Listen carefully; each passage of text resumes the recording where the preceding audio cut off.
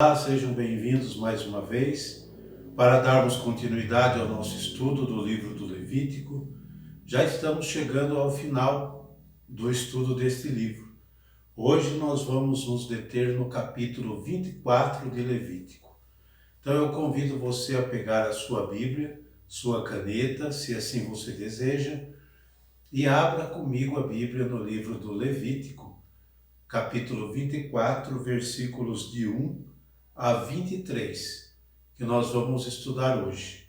Nós vamos ver hoje as leis referentes à lâmpada e os pães, e o caso do blasfemo e a legislação criminal que contém este capítulo 24, tá bom? Então vamos lá, pega a sua Bíblia, vamos para a leitura atenta, tranquila desse capítulo, e depois nós vamos assim para o estudo dele. Tá? Desde já eu agradeço a você que tem acompanhado este canal desde o início. Obrigado a você que está inscrito. Sempre deixe um like, deixe um joinha no canal. Isso é muito importante, tá? E agradeço desde já. Se você desejar compartilhar também o vídeo, pode compartilhar para que mais pessoas possam fazer parte deste grupo de estudos da Bíblia que nós estamos fazendo, tá bom? Vamos lá então para a leitura do capítulo 24 de Levítico. O Senhor disse a Moisés: ordena aos israelitas que te tragam óleo puro de olivas esmagadas para manter continuamente acesas as lâmpadas do candelabro. Arão as preparará fora do véu do testemunho, na tenda de reunião, a fim de que elas queimem ininterruptamente, da tarde à manhã, diante do Senhor. Disporá as lâmpadas no candelabro de ouro puro, para que queimem sempre diante do Senhor.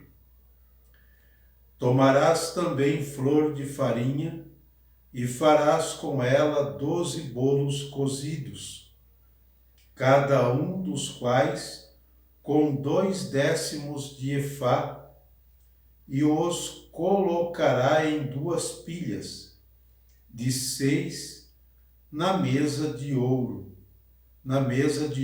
puro diante do Senhor.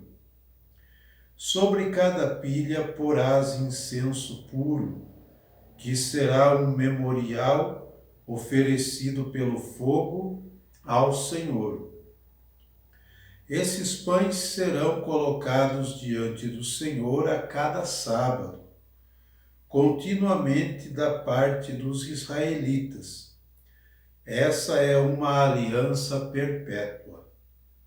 Esses pães serão propriedade de Arão e de seus filhos, que os comerão no lugar santo.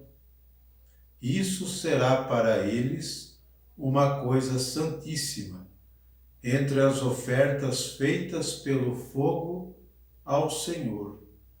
É uma lei perpétua. O filho de uma mulher israelita, tendo por pai um egípcio, veio entre os israelitas. E discutindo no acampamento com um deles, o filho da mulher israelita blasfemou contra o santo nome e o amaldiçoou. Sua mãe chamava-se Salomite, filha de Dabri, da tribo de Dan. Puseram-no em prisão até que Moisés tomasse uma decisão, segundo a ordem do Senhor. Então o Senhor disse a Moisés: faze sair do acampamento blasfemador, e todos aqueles que o ouviram ponham a mão sobre a sua cabeça, e toda a assembleia o apedreje. dirás aos israelitas: todo aquele que amaldiçoar o seu Deus levará o seu pecado. Quem blasfemar o nome do Senhor será punido de morte. Toda a assembleia o apedrejará, quer seja ele estrangeiro ou natural. Se blasfemar contra o santo nome, será punido de morte. Todo aquele que ferir mortalmente um homem será morto. Quem tiver ferido de morte um animal doméstico, dará outro em seu lugar. Vida por vida. Se um homem ferir o seu próximo, assim como fez, assim se lhe fará a ele. Fratura por fratura, olho por olho e dente por dente. Sofrerá o mesmo que ele fez ao seu próximo. Quem matar um animal restituirá outro, mas o que matar um homem será punido de morte. Só haverá uma lei entre vós, tanto para o estrangeiro como para o natural, porque eu sou o Senhor vosso Deus. Moisés transmitiu essas normas aos israelitas. Tiraram do acampamento o blasfemo e o apedrejaram, conforme a ordem que o Senhor tinha dado a Moisés. Esta é a leitura do capítulo 24. Como eu disse no início, dos versículos de 1 a 9, nós vamos ver sobre o cuidado do templo, ainda insistindo nessa legislação sobre o cuidado do templo, o zelo para com a casa de Deus, tá? Estipula 2 serviços cultuais menores, mas de realização contínua. É uma realização ininterrupta, como nós vimos na leitura deste capítulo. O cuidado por manter sempre acesa a lâmpada no santuário. Isso já está lá em Êxodo, capítulo 27, versículos de 20 a 21. O cuidado com esta lâmpada, a lâmpada acesa dia e noite, que deve ser toda preparada, sempre, nunca se apagar, deve ser preparada pelo sacerdote, tá? Como símbolo, essa lâmpada é o símbolo da presença, essa lâmpada sempre acesa, é o símbolo da presença de Deus no meio do povo. Então, onde esta lâmpada está brilhando, Deus está presente. É esse o significado da lâmpada acesa. Por isso, jamais ela pode se apagar. Por isso, o sacerdote tem que sempre manter esta lâmpada acesa. E para isso, naquele tempo, como nós vimos aqui, ela devia ser preparada com azeite pelo sacerdote. E quem provinha isso daí, quem devia atender essa necessidade, era o próprio povo, tá bom? Continuando aqui. O Deus, então, através da lâmpada, que está presente no meio do povo. E a mudança semanal dos pães, os pães da presença, ou como nós já ouvimos falar, o pão da preposição, que simboliza a aliança perpétua do Senhor com Israel, tá? E a obrigação do povo de estar sempre na presença do Senhor. Pode conferir também em Êxodo, capítulo 25, versículos de 23 a 30. Nós já estudamos sobre isso. no livro do Êxodo, tá bom?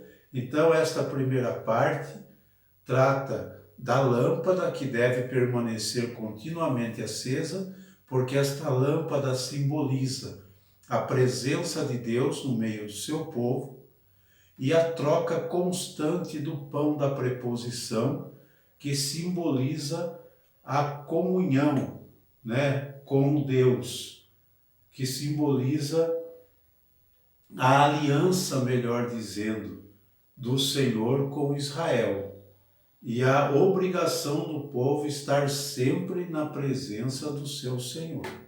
Então, esses dois símbolos muito importantes, é pequeno, mas é muito importante para Israel. Israel deve cultivar esse símbolo e nunca deixar morrer, tá? Os versículos de 10 a 23 trata do caso de blasfêmia. É uma legislação criminal. Blasfêmia é algo que você faz contra Deus, que é algo que você diz contra Deus.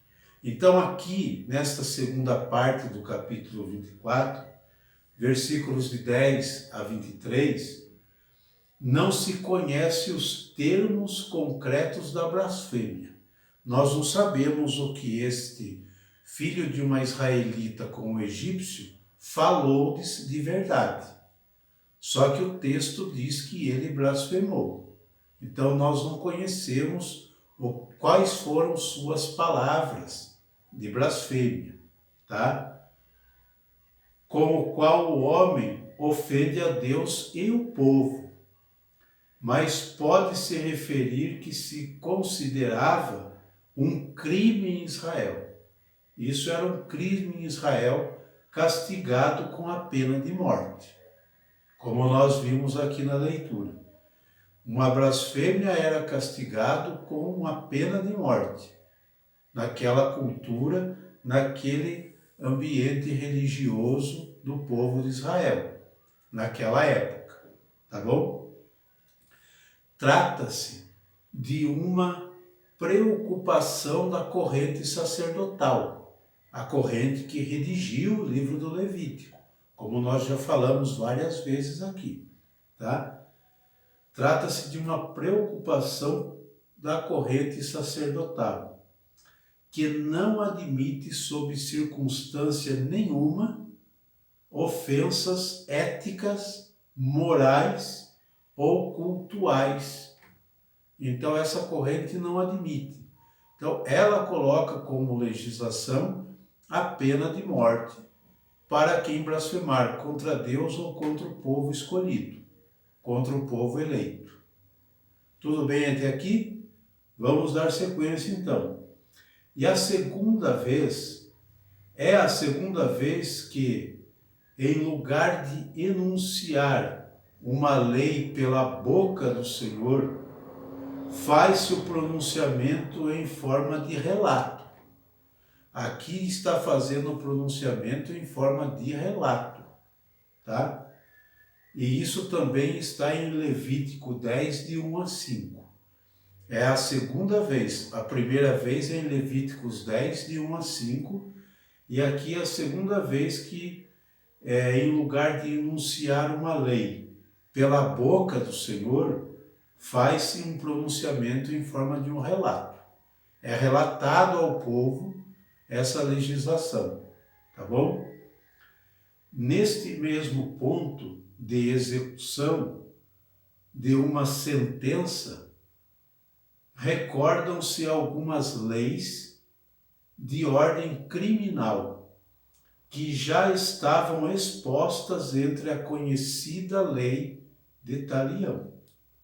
Então já havia a lei de Talião no meio desse povo. Lembram-se disso? Êxodo 21, versículo 23 seguintes. E aqui nesse capítulo também, recorda-se a lei de Talião, olho por olho, dente por dente, vida por vida, fratura por fratura, né? É a lei de Talião. A pessoa tinha que pagar na mesma moeda o delito cometido. Esta lei foi abolida por Jesus de Nazaré no Novo Testamento e nós sabemos disso, tá? Então é bom que fique claro isso. Isso daqui era para um contexto. Isto aqui foi válido para uma época do povo, para o povo da antiga aliança. Era assim que eles se organizavam. Era assim que eles faziam sua legislação. Mas com o passar do tempo, essas leis vão ficando superadas. Quando chega o tempo de Jesus, essa lei já está totalmente superada. Jesus faz com que esta lei seja superada, né? Do olho por olho, dente por dente. Quando Jesus vai dizer, ouvistes o que foi dito, olho por olho, dente por dente, eu, porém, vos digo, se alguém te ferir na face direita, oferece também a esquerda. Assim Jesus muda, Jesus anula, vamos dizer assim, esta lei de talião. Ela não pode ser, porque aqui a lei de talião é como se fosse uma vingança, né? A pessoa vai vingar a vida do outro tirando a vida. Então é uma vingança. Então gera só violência. Não pode fazer parte do povo eleito. Não pode fazer parte do povo escolhido. E nós vimos aqui que nesta lei criminal dá a impressão que o próprio Deus autoriza o apedrejamento. E aí nós abrimos um parênteses e já fechamos em seguida, que o povo de Israel, o judeu, ele nunca teve outra pena de morte no seu meio a não ser a lapidação, a lei do apedrejamento. Então a cruz, a crucificação que era comum no Império Romano acontecer para os subversivos, para quem ia contra o Império, era uma lei dos romanos, aplicado em todas as circunstâncias, em todos os lugares onde o Império dominava. Então a cruz era uma pena de morte dos romanos e não do judeu.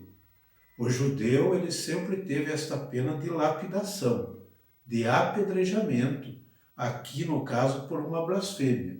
E nós devemos tomar muito cuidado, como eu já disse em estudos passados, para não fazermos uma imagem distorcida de Deus, como se Deus aprovasse a morte de um outro ser humano. Deus não aprova.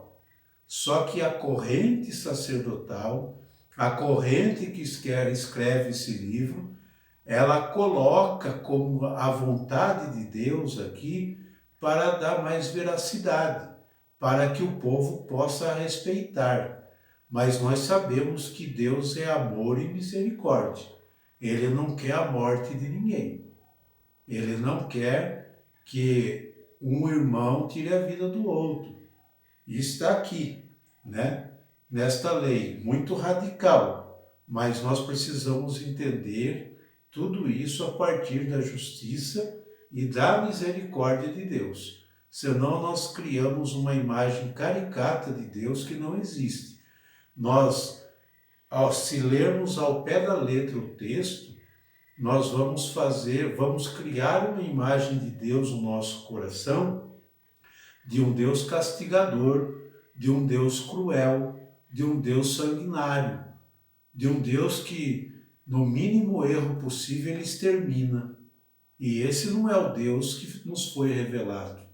Esse não é o Deus que a Bíblia nos apresenta, tá? Por isso que é preciso ler, estudar e entender o contexto e a mentalidade da época, na época em que foi escrito tudo isso. Por isso nós estamos estudando o livro do Levítico, ok? Então este é o estudo do capítulo 24, espero que vocês tenham gostado e espero vocês para o próximo estudo, para o capítulo 25, que nós vamos ver sobre o ano sabático, nós vamos ver sobre o ano jubilar e nós vamos estudar também as consequências do ano jubilar, tá? É um capítulo mais extenso, o capítulo 25, mas muito interessante, tá bom? espero vocês para o próximo estudo.